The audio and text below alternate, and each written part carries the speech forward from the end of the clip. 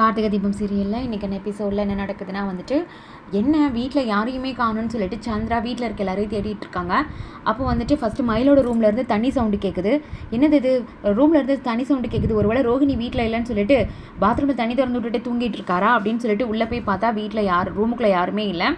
Bathroom டோரை திறந்து தண்ணி அடைக்கிறாங்க. அடைச்சிட்டு வெளியே வந்தால் பக்கத்து ரூமில் இருந்தால் தண்ணி சவுண்டு கேட்குது. இப்போ தானே அடைச்சோம், வேறு எங்கேருந்து கேட்குதுன்னு பார்த்தா பக்கத்தில் இருக்க இன்னொரு ரூமில் இருந்தால் தண்ணி சவுண்டு அதே மாதிரி பாத்ரூமில் திறந்து விட்டுருக்காங்க. அதையும் அடைச்சிட்டு வந்துட்டு என்னது இது ஒரே தண்ணி சவுண்டாக கேட்குது, ரூமில் யாருமே இல்லைன்னு யோசிக்கும் போது மாடியில் இருக்க ரூம்லேயும் சவுண்டு கேட்குது. மாடியிலையும் போயிட்டு தண்ணி அடைக்கிறாங்க. அப்போ தான் வந்து கெஸ் பண்ணுறாங்க சந்திரா. ஓஹோ, எல்லோரும் வந்து வீட்டில் இருக்க மாதிரி செட் பண்ணி வச்சுட்டு அக்கா அவ்வளோ தூரத்துக்கு சொல்லியுமே வந்து அந்த கார்த்திகை பார்க்குறதுக்கு போயிருக்காங்களா, இதை இப்போவே சும்மா விடக்கூடாதுன்னு சொல்லிட்டு அக்கான்னு சொல்லிட்டு சந்திரா வந்து சாமுண்டீஸ்வரியை கூப்பிடுறாங்க. சாமுண்டீஸ்வரி என்ன சந்திரா அப்படின்னு சொல்லிட்டு வந்து நிற்க, அக்கா நீ அவ்வளோ தூரத்துக்கு சொல்லியுமே அவங்க எல்லாருமே வந்து கார்த்திகை ரேவதியும் பார்க்க போயிருக்காங்கன்னு சொல்லிட்டு இருக்கா. அப்படிலாம் இருக்காது, நான் தான் அவ்வளோ தூரம் சொன்னேன்ல, என் பேச்சு மீறி போக மாட்டாங்கன்னு சொல்லிட்டு இருக்க. இல்லைக்கா நான் வீடு ஃபுல்லாக செக் பண்ணிட்டேன், எல்லா இடத்துலையும் செக் பண்ணிட்டேன், இந்த மாதிரி பண்ணி விட்டுட்டு போயிருக்காங்க இருக்க மாதிரி செட் பண்ணிவிட்டு அப்படின்னு சொல்லவும் அவங்க வரட்டும் வாக்கா இப்போவே நம்ம போயிட்டு அங்கே போய் என்னென்னு கேட்கலாம் அப்படின்னு சொல்லி கூப்பிடுவாங்க. இல்லை சந்திரா வேணாம், போக வேணாம், அவங்க இவ்வளோ தூரத்துக்கு மீறியும் போயிருக்காங்கன்னா அவங்க வரட்டும், வர விட்டு பேசிக்கலாங்கிறாங்க. ஏன்க்கா அப்படின்னு கேட்டதுக்கு அவ்வளோ தூரம் சொல்லியே போயிருக்காங்கன்னா இங்கே வர வச்சு பேசிக்கலாம், அங்கே போய் பிரச்சனை பண்ண வேணான்னு சொல்லியிருந்தாங்க. அடுத்த சீனில் வந்துட்டு அங்கே பாட்டி வீட்டில் தான் காட்டுவாங்க. பாட்டி அவங்களுக்கு எல்லாத்துக்குமே பிடிச்ச மாதிரி சாப்பாடு வெஜ்ஜு நான்வெஜ்ஜு எல்லாமே பண்ணியிருக்காங்க. எல்லாரையும் உட்கார வச்சு விருந்து வச்சுட்ருக்காங்க. எல்லாரையும் வந்து ஸ்வாதி கடைக்குட்டி நல்லா சாப்பிடுமா அப்படிங்கிறாங்க. ரோஹிணி உன் வயிற்றில் இருக்க பிள்ளைக்கு சேர்த்து சாப்பிடு அப்படின்னு சொல்லிட்டு இருக்காங்க. ரேவதி நீயும் சாப்பிடு, எல்லோரும் சாப்பிடுங்கன்னு சொல்லிட்டு இருக்க. என்ன பாட்டி உள்ளே எதுவும் தனி ரூமே வச்சுருக்கீங்களான்னு மயில் கேட்குறாங்க. இவ்வளோ ஐட்டம் பண்ணியிருக்கீங்க அப்படின்னு சொல்லி கேட்க, நான் இதெல்லாம் ஒரு நான் வந்து பஞ்சவந்த காலத்துலேருந்து உங்கள் தாத்தா நாட்டாமையாக இருக்கும் போதே நான் நிறைய பேருக்கு சமைச்சு போட்டிருக்கேன், ஊருக்கே சமைச்சிருக்கேன்லாம் சொல்லிட்டு இருக்க. ரேவதி ஏன் பாட்டி நீங்கள் சமைச்சு போட போய் தான் பஞ்சமே வந்ததான்னு கேட்டுட்டு சிரிப்பாங்க. கார்த்திக் அதை பார்த்துட்டு சந்தோஷப்பட்டுட்டு, நீ நேற்றுலாம் பயந்துகிட்டே இருந்தேன், அதனால தான் உனக்கு ஃபீவரே வந்துருச்சு, இன்றைக்கி நீ ஹாப்பியாக இருக்கிறத பார்த்தா ரொம்ப சந்தோஷமாக இருக்குன்னு சொல்லிட்டு இருக்காங்க கார்த்திக் ரேவதி கிட்ட. அடுத்ததாக எல்லாரும் சேர்ந்து ஸ்வாதிக்கு பர்த்டேயில் கார்த்திக்கு கேக் கட் பண்ணுறாங்க. நானே மறந்துட்டேன் மாமா அப்படின்னு ஸ்வாதி சொல்லுவாங்க. மயில் வந்து சமாளிக்கிற மாதிரி, உனக்கு வயசாகுதுல அது நான் சொன்னால் வந்து நீங்கள் வருத்தப்படுவல, அதனால தான் சொல்லலைன்னு சொல்லி சமாளிக்க. ஏன் மாமா நான் தான் மறந்துட்டேன்னு சொல்கிறேன்ல, அப்போ நீங்கள் மறந்ததுலாம் ஒரு விஷயமா, வீட்டில் பிரச்சனைங்கிறதால என் பர்த்டே எனக்கே ஞாபகம் இல்லைன்னு சொல்லிட்டு இருக்காங்க. அப்போ இந்த கேக்கெல்லாம் தடவி ரேவதியும் ஸ்வாதியும் ஓடி பிடிச்சலாம் விளையாண்டுட்ருக்காங்க. மற்றவங்களாம் விஷ் பண்ணுறாங்க ஸ்வாதிக்கு. அப்படி விளையாண்டுட்டு இருக்கும்போது மயில் வந்து ஐயோ டைம் ஆயிடுச்சு போகலாம், எனக்கு என்னமோ அத்தை இங்கெங்கே இருந்து நம்மளை பார்த்துட்டு இருக்க மாதிரியே இருக்குன்னு சொல்லிட்டு இருக்க. அதுக்குள்ளே போகணுமாம்மா அம்மானு ரேவதி கேட்க, இல்லைம்மா இதுவே ரொம்ப லேட்டு, இதுவே வந்து போய் சமாளிக்கணும், நாங்கள் கிளம்புறோன்னு சொல்லிட்டு இருந்தாங்க. சரி நாங்கள் போயிட்டு வரோன்ட்டு எல்லோரும் அங்கேருந்து கிளம்புறாங்க. ரேவதிக்கு ஃபேஸே மாறிடுது. அடுத்த சீனில் வந்து எல்லாருமே பின்பக்கமாக வந்துட்டு, அதாவது சாமுண்டீஸ்வரி வீட்டுக்கு வந்துருந்தாங்க. ரேவதி அப்பா மாமா ரோஹிணி எல்லோரும் எப்படி நம்ம தனித்தனியாக வந்தோமோ அதே மாதிரி போயிடலாம், கொஞ்சம் நேரம் கழிச்சு ரூம்லேருந்து மொத்தமாக கீழே வர மாதிரி வந்துடலாம் அப்படின்னு மயில் சொல்ல, எல்லோரும் சரின்னு சொல்லிட்டு பின்பக்கமாகவே வீட்டுக்குள்ளே போயிருந்தாங்க. அதே மாதிரி மொத்தமாக கீழேயும் இறங்கி வராங்க. அப்படி இறங்கி வரும்போது சாமுண்டீஸ்வரியும் சந்திராவும் கீழே தான் நின்றுட்டுருக்காங்க. என்ன வரவே காங்கலன்னு சொல்லி கேட்டுட்ருக்க. நாங்கள்லாம் ரூமில் இருந்துட்டு இருந்தோம், மாமா தூங்கிட்டு இருந்தாங்க, மாமாவை எழுப்பி கூட்டிகிட்டு வரதுக்குள்ளே நேரம் ஆயிடுச்சுன்னு மயில் சொல்லிட்டுருக்கா. அப்படியே மாப்பிள்ள நீங்கள் தான் எழுப்பி கூப்பிட்டு வந்தீங்களா, அதே மாதிரி எல்லா ரூம்லேயும் இருந்த தண்ணி சவுண்டும் அடங்கியிருக்குமே அப்படின்னு வந்து கரெக்டாக சாமுண்டீஸ்வரி கேட்க, மயில் அப்படியே ஆஃப் ஆயிடுதாங்க.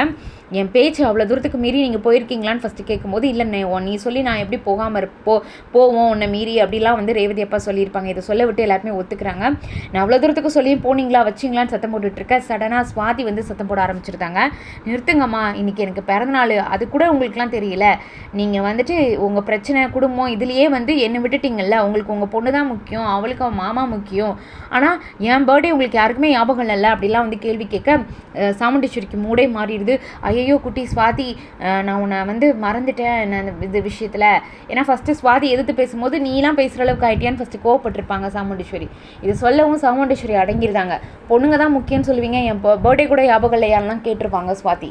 உடனே வந்து சந்திரன் இப்போவே கேக் ஆர்டர் கட் பண்ணலான்னு சொல்ல, அதெல்லாம் ஒன்றும் தேவையில்லைம்மா, உங்களுக்கு உங்கள் பொண்ணு முக்கியம், உங்கள் பொண்ணுக்கு அவள் மாமா முக்கியம், அவள் புருஷன் முக்கியம், என்னை பற்றிலாம் யாரும் கவலைப்பட வேண்டாம்னு சொல்லிட்டு இருக்க. சரி விடுங்க, நம்ம ஸ்வாதி குட்டி இவ்வளோ தூரம் பேசுவாளாக்கா அப்படின்னு சந்திராவும் ஏற்றி விட்டுட்ருக்காங்க. ஸ்வாதியோட இந்த விஷயம் சொன்ன உடனே சாமுண்டீஸ்வரி அடங்கியிருந்தாங்க.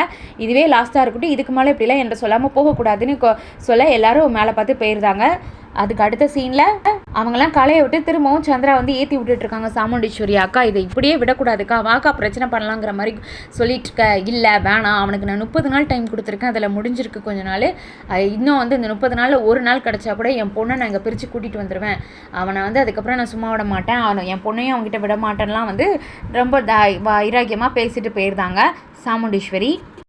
அடுத்த சீனில் சந்திரா வந்துட்டு சிவனாடியை பார்க்க போயிருக்காங்க. என்ன சந்திரா என்ன விஷயம்னு கேட்க, இங்கே பாருங்கள், எனக்கு என்னமோ அந்த வீட்டில் வந்துட்டு, ஏன்னா சாமுண்டீஸ்வரிக்கிட்டே அதான் சொல்லியிருப்பாங்க, அந்த கார்த்திக் ஒவ்வொருத்தராக அவன் பக்கம் நம்ம குடும்பத்துலேருந்து இழுக்காங்க்கா, நீ கவனமாக இருந்துக்கோ, ஒவ்வொருத்தராக போயிட்டா நீ என்ன பண்ணுவேன்னு கேட்க, அப்படிலாம் நடக்காதுன்னு இருப்பாங்க.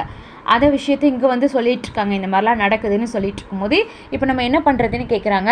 நம்ம நல்லா யோசித்து பாருங்கள், நம்ம தனித்தனியாக சாமுண்டீஸ்வரியை பழி வாங்கணும்னு ட்ரை பண்ணியிருக்கோம், கார்த்திகை பழி வாங்கணும்னு தனித்தனியாக பண்ணியிருக்கோம். ஆனால் நம்மளோட பொதுவாக வந்து நம்ம 2 பேரையுமே பழி வாங்கணும்னு சொல்லிட்டு இருக்கா. அதுக்கு சிவனாண்டி சிரிச்சுட்டு, தனித்தனியாக நம்ம பண்ணும்போதே நம்மளால் ஒன்றுமே பண்ண முடியல, அவங்க 2 பேரையும் நம்ம தோக்கடிக்க முடியலை, நம்ம தோற்று தான் போய்கிட்டு இருக்கோம்.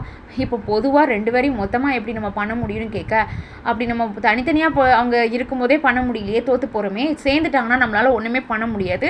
அதனால் அவங்க 2 பேருக்கும் பொதுவான ஆள் யார்? ரேவதி. நம்ம ரேவதியை தான் தாக்கணும்.